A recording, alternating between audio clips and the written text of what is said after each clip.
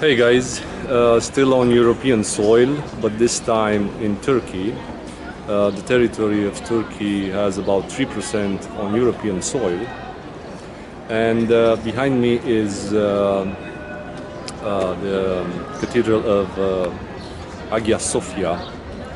Well, it's an entire history related with this important building of Christianity. At first, it is believed that the first church built here was built during the Constantinople II or even Constantine the Great in the 4th century. But then it was a riot and it was burned down, and today nothing from the first building still exists. Then afterwards, during the Theodosius II, it was rebuilt with the roof with a wooden roof. And again, on the riot in the 6th century, the second building was destroyed almost completely. Today there are a couple of stones that are still standing at the base. This building behind me, as we see it today, it was built only after 93 days after the last destruction of the second building by the Roman Emperor Justinius I. Well, it's a story behind it because a few people are knowing it. I'm going to tell you. Justinius I was also a huge murderer, I might say that, because he actually gathered about at least 2,000 people in one theater. And there were people that were contesting his ruling and gave the order to his soldiers to kill the entire people inside the theater.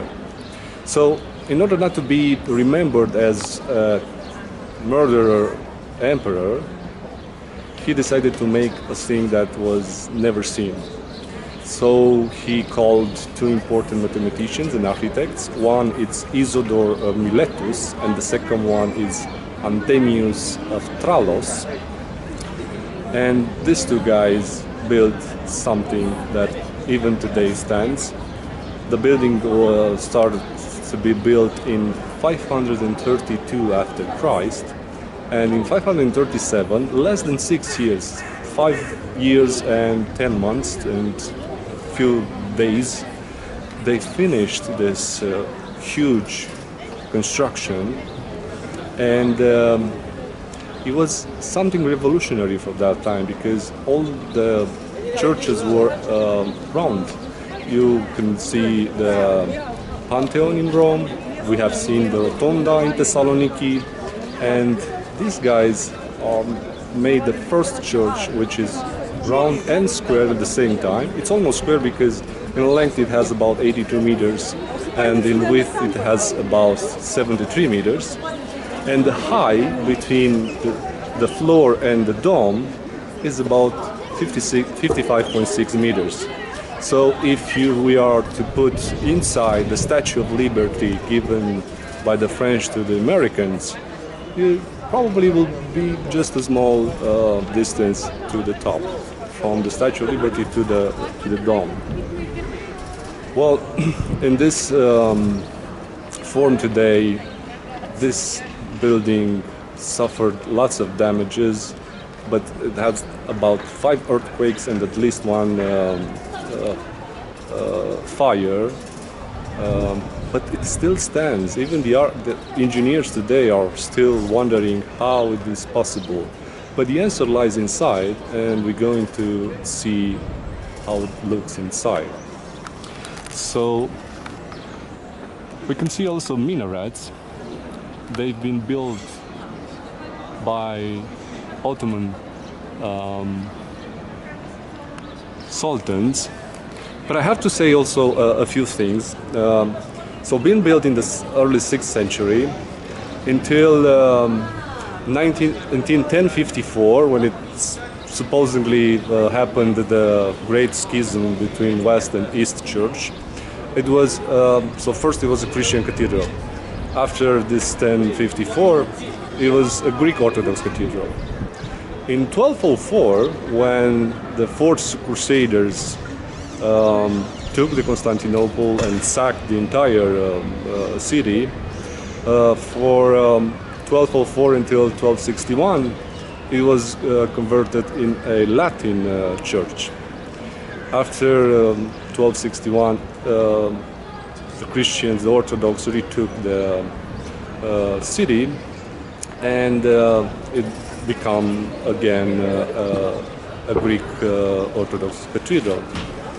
In 1453, the Ottomans took the city of Constantinople, and after 3 days, Mehmed II conquered Constantinople, and he gave to his soldiers the permission of looting, robbing, enslaving everybody. And during those 3 days, the entire cathedral was looted, especially. And they also sold small pieces of mosaics to the Christians as talisman and jewelries at one point. So after 1453, after the conquering the city, after 3 days they decided that it's a really important building, so they transformed it into a mosque. That's why we have today 4 minarets in all 4 corners of the building. And at first, in the first days, they built on the first dome, a half dome, they built a wooden minaret. Until 1931, it was used as a minaret. They also have a mosque nearby called the Blue Mosque since 1616. So in 1931, they decided to stop the ceremonies here. And in 1935, until the present days, it is a museum. So being a museum, we are going to visit it.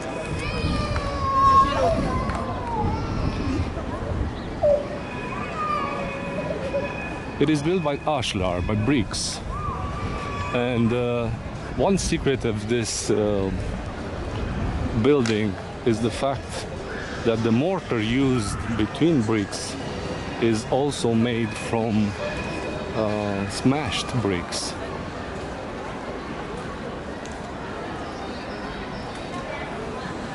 Until we get inside, you could look at the Shadirvan, or the fountain of ablutions.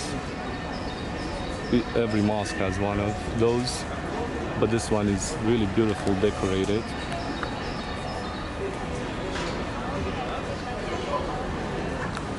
And another beautiful thing that I want to show you, it's an horizontal sundial used by the Ottomans. I have no idea how to read it, but probably the shadow should indicate something.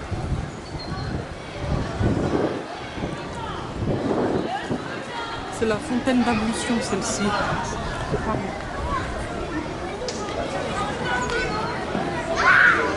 So let's continue.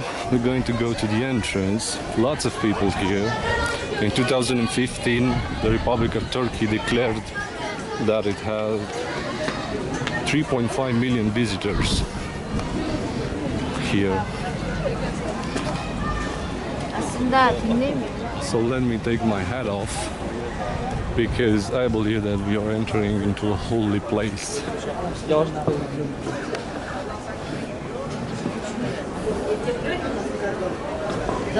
Marble door. This is the biggest door right here from the Hagia Sophia, and it has about 7 meters high, and it was used only by the emperor and his bodyguards. It is believed that the doors have been made from the wood from the Noah's arch.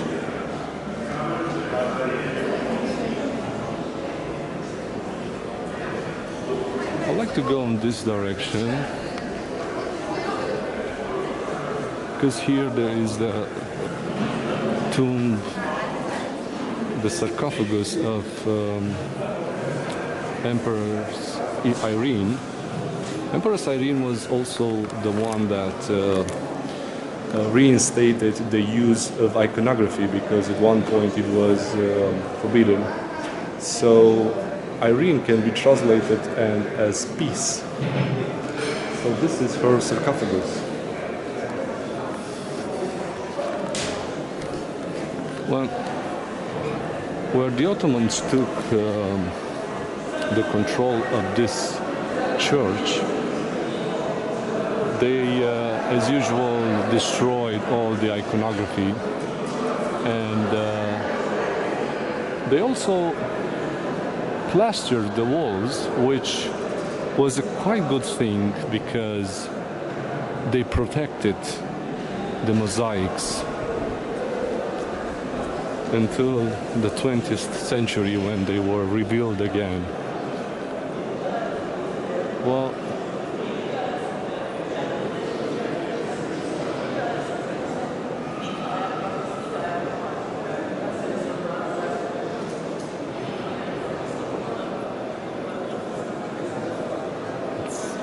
it's amazing.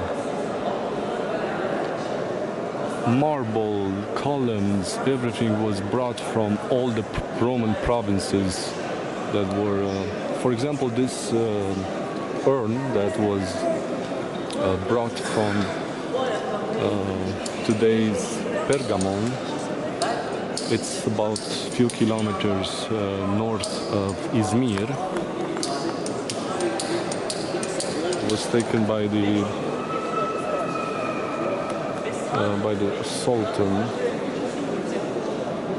from there, Sultan Murad II, and in special occasion water was given inside. Well, that's the dome. It has also a story here. It was the biggest dome for 1,000 years. It has between 31 and 32 meters in diameter. And at first, it was built by Isidore of Miletus, but in I think 1557 it was the first earthquake, so 20 years after the completion of the building, and part of the dome collapsed, and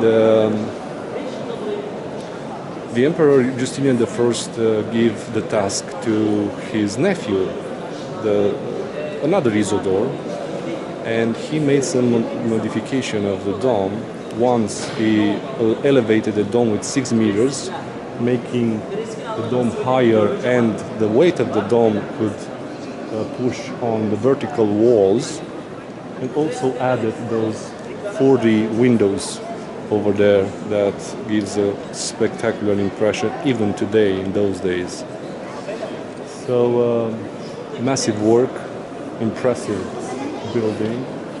Well, what these two guys actually succeeded in making something so exceptional for that time and even for today. They were the first who could put a dome on a square building. So not only that the weight of the dome stands on 4 points, that is the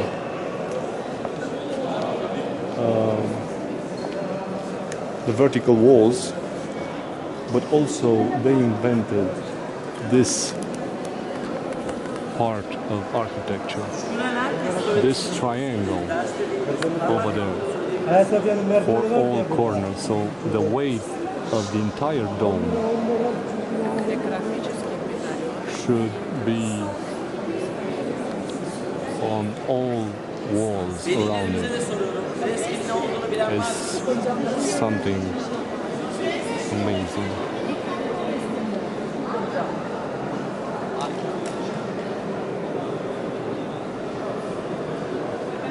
Well, I can only imagine how people from the 6th century, after they entered here, how overwhelmed they felt, because it's amazing even today.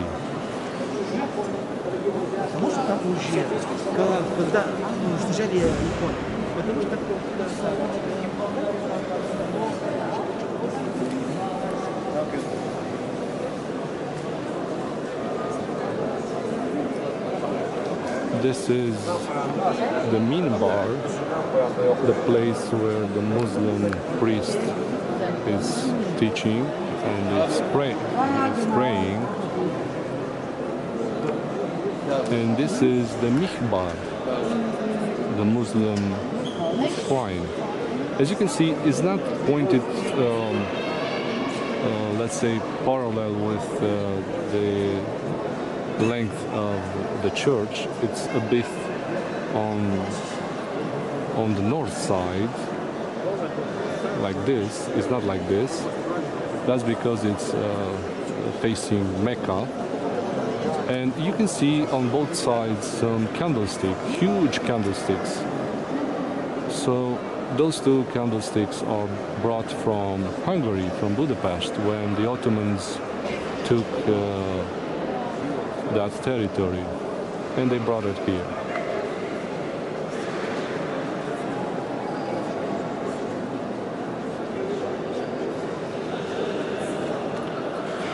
We still have over there some mosaics.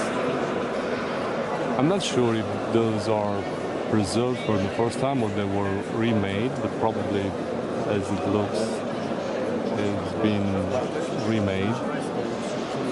But I have to tell you that the Ottomans weren't the first who looted this place. The first ones who looted this place were actually the Fourth Crusaders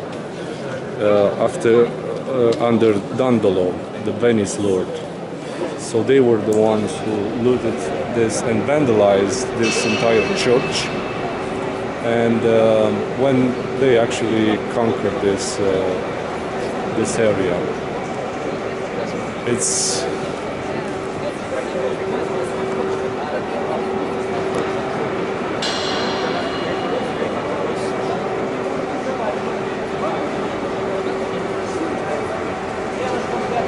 over there is the Emperor's Lodge.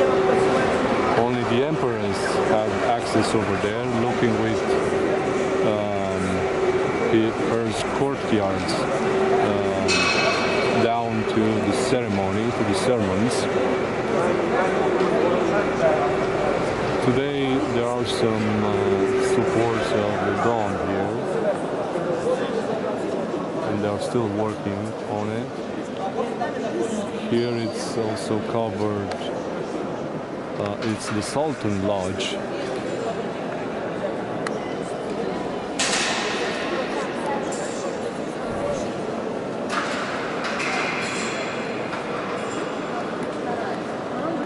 There's the marble gate.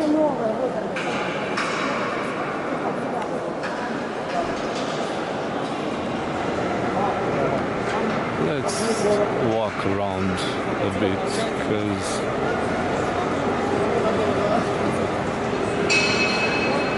it is still time.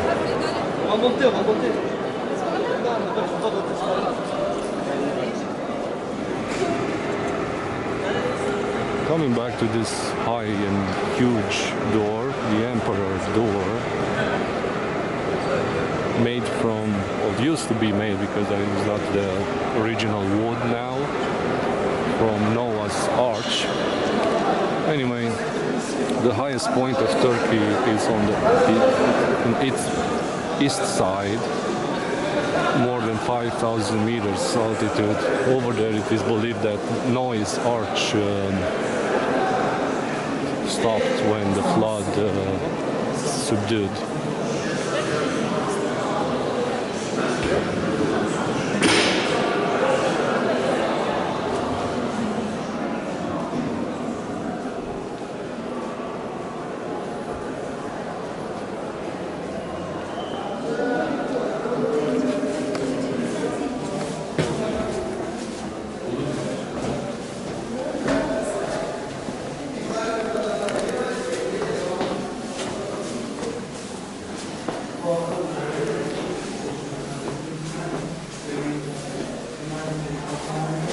Interesting way of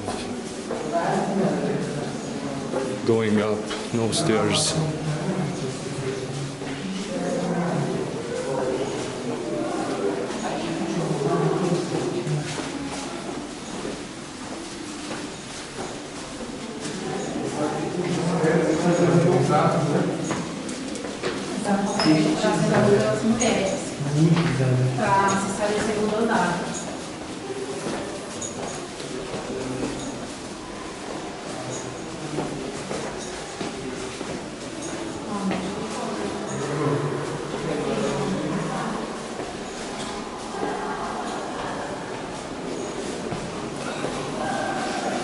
Finished.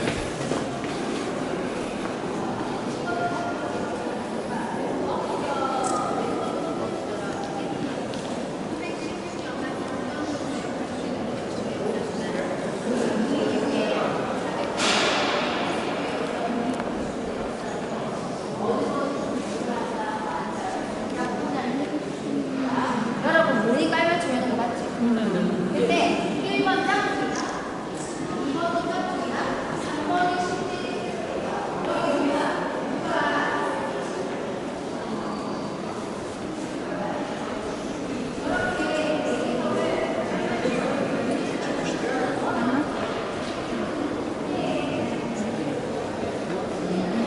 So now we're standing in the Emperor's Lodge.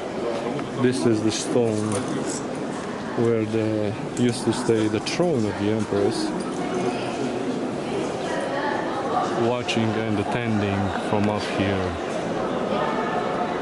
the sermons.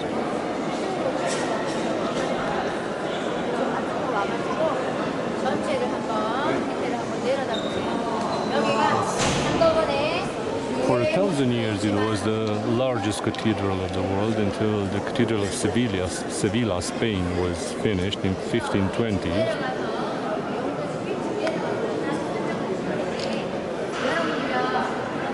나오미 손 보여? 중앙에 있습니다. 나오미 손이 가리키는 아치형 모양 안으로 곳곳에 아치형아. 저게 눈빛 모자이크 뭐예요? 모자이크 보이죠? Well, I have to say one last thing. Hagia Hagia Sophia is not the Sophia the martyr. It is coming from the word logos, because it's celebrated in 25th December, when it is the incarnation of God, when also the second entity of Trinity, the logos, the wisdom, it was incarnated in Christ. So the Greeks called this church as the shrine of the wisdom of God.